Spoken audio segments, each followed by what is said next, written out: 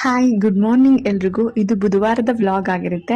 ಈ ವಿಡಿಯೋದಲ್ಲಿ ನಿಮಗೆ ಒಂದು ರೆಸಿಪಿನ ತೋರ್ಸೋಣ ಅಂತ ಅನ್ಕೊಂಡಿದೀನಿ. ನಾನು ತಿಂಡಿಗೆ ಚಿತ್ರಾನ್ನ ಮಾಡಿದ್ದೆ. ಆಮೇಲೆ ಮನೆಯೆಲ್ಲ ಕ್ಲೀನ್ ಮಾಡಿ ಮಧ್ಯಾಹ್ನಕ್ಕೆ ಸಾಂಬಾರ್ ರೆಡಿ ಮಾಡ್ಕೋತಾ ಇದ್ದೀನಿ. ಇದಕ್ಕೆ ಬೇಕಾಗಿರುವಂತಹ ಇಂಗ್ರೀಡಿಯೆಂಟ್ಸ್: ಸ್ವಲ್ಪ ಕಾಯಿ, ಒಂದು ಬೆಳ್ಳುಳ್ಳಿ, ಶುಂಠಿ, ಹಸಿಮೆಣಸಿನಕಾಯಿ, ಈರುಳ್ಳಿ, ಟೊಮೊಟೊ ಅಂಡ್ ಜೀರಿಗೆ.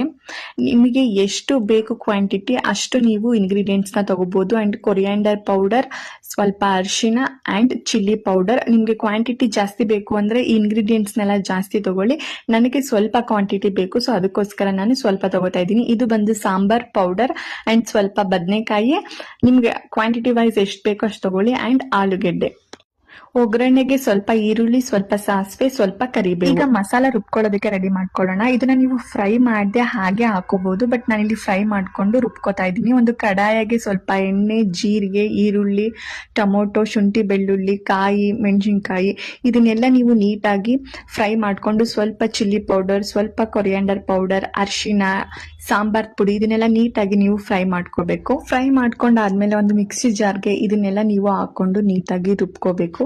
ಈಗ ನಾನು ಅದೇ ಪಾತ್ರೆಗೆ ಸ್ವಲ್ಪ ಎಣ್ಣೆ, ಸಾಸಿವೆ, ಈರುಳ್ಳಿ, ಕರಿಬೇವನ್ನ ನೀಟಾಗಿ ಒಗ್ಗರಣೆ ಮಾಡಿಟ್ಕೊಂಡು ನಾವು ಆಗ್ಲೇ ಕಟ್ ಮಾಡಿ ಇಟ್ಕೊಂಡಿರುವಂತಹ ಬದನೆಕಾಯಿ ಮತ್ತೆ ಆಲೂಗೆಡ್ಡೆನ ನೀಟಾಗಿ ಫ್ರೈ ಮಾಡ್ಕೋಬೇಕು. ಅದು ಫ್ರೈ ಆದ್ಮೇಲೆ ನಾವು ಆಲ್ರೆಡಿ ಪ್ರಿಪೇರ್ ಮಾಡಿ ಇಟ್ಕೊಂಡಿರುವಂತಹ ಮಸಾಲಾನ ಅದಕ್ಕೆ ಹಾಕಿ ರುಚಿಗೆ ತಕ್ಕಷ್ಟು ಉಪ್ಪು ಹಾಕಿ ಒಂದು 10 ನಿಮಿಷ ಚೆನ್ನಾಗಿ ಬೇಯಿಸ್ಕೋಬೇಕು.